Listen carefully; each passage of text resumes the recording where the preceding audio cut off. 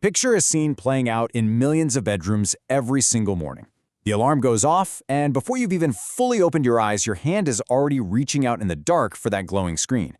We all do it. It feels completely innocent, right? Just a natural way to wake up and see what we missed.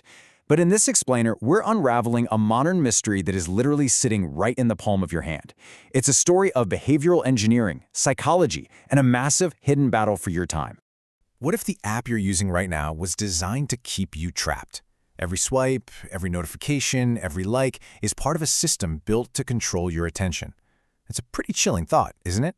To realize that the device sitting in your pocket isn't just some passive tool waiting for your command. No, it's an active participant. It's actively shaping your daily behavior and anticipating your moves before you even make them. Okay, let's dive into this. You know that feeling when you sit down, meaning to check just one quick message, and suddenly you realize an entire hour has completely vanished? Well, you haven't lost your discipline. You have simply stepped into the attention trap. These apps on our phones aren't just pieces of software. They are absolute masterclasses in psychological design. This isn't some accident where developers just wanted to make a fun little app. We're talking about intentional behavioral engineering. The brightest minds in tech, backed by billions of dollars in research, have mapped out exactly what makes human beings tick, ensuring that once you log on, logging off becomes incredibly and sometimes painfully difficult. To really grasp the magnitude of this whole thing, we've got to look at the scale. We are literally talking about billions of people. This isn't just a niche issue affecting a small, highly susceptible group. It's a massive global phenomenon. Billions of individuals across the world, spanning different cultures, ages, and backgrounds, are all struggling with the exact same compulsion to just keep scrolling. And you know, when a behavior is this universal, it completely ceases to be a matter of personal failure or a lack of willpower. It reveals itself as a systemic design feature, baked right into the very fabric of the technology we use every single day. So, to truly understand how this trap works, we have to look under the hood. This isn't just about pretty colors on a screen or a slick user interface. It's about the deep psychological mechanisms at play. We need to investigate the science of scrolling.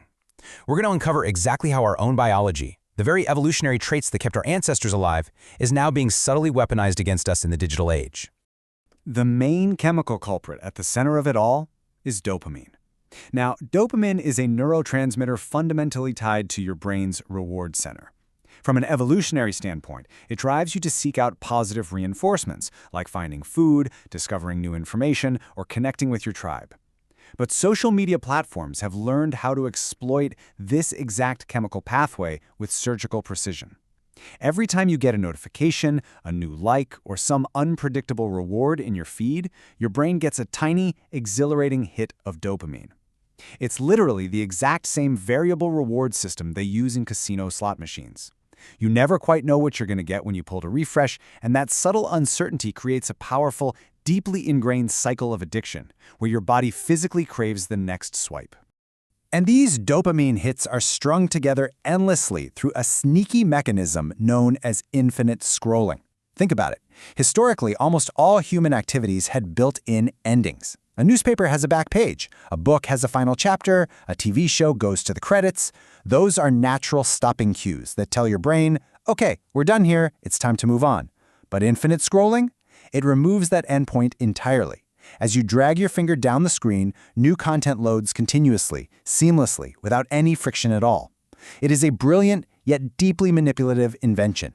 It traps you in a never-ending loop, searching for a conclusion or a feeling of satisfaction that the software is explicitly designed to never, ever give you. So, the crucial point is, what happens when you combine our brain's evolutionary reward system with a bottomless feed of highly stimulating content? We have to pivot away from the sheer cleverness of the tech design and face the severe human cost it creates.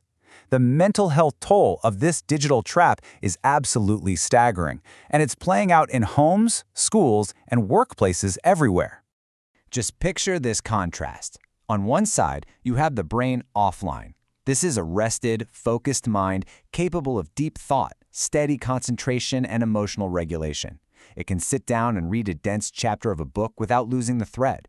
But on the other side, you have the brain on social media. It is a mind in a constant state of hyperarousal, bouncing frantically from a hilarious video to a deeply tragic news story to a totally envy-inducing picture of a friend's vacation, all within 60 seconds. The brain becomes distracted, vastly overstimulated, and ultimately exhausted by this relentless cognitive whiplash. The physical and emotional reality of all this overstimulation is severe. Damaged memory, broken focus, disrupted sleep, increased anxiety, declining mental health. Let those sink in for a moment. This isn't just about feeling a little tired or momentarily distracted.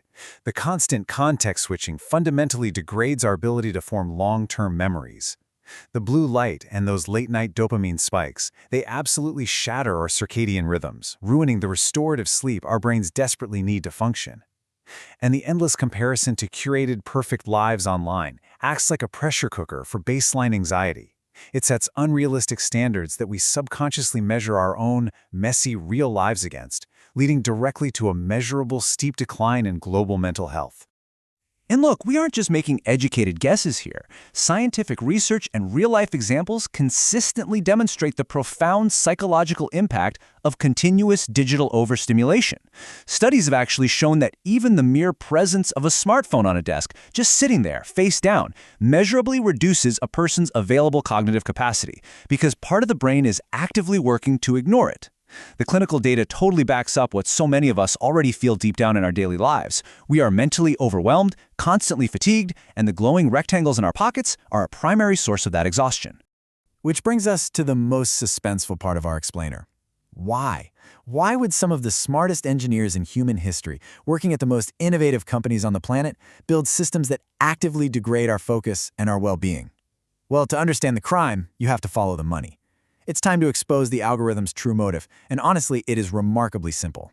It all comes down to this uncompromising goal: maximizing watch time. You see, major tech companies are not operating as public utilities, and they certainly aren't charities.